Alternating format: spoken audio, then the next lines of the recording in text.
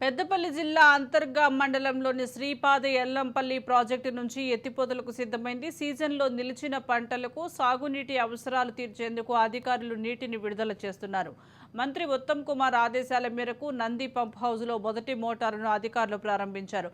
దీంతో గాయత్రి పంప్ హౌజ్లోని 4 మోటార్ల ద్వారా వరద కాలువలోకి నీటిని ఎత్తిపోయడంతో మధ్యమానేరు జలాశయానికి చేరుతున్నాయి.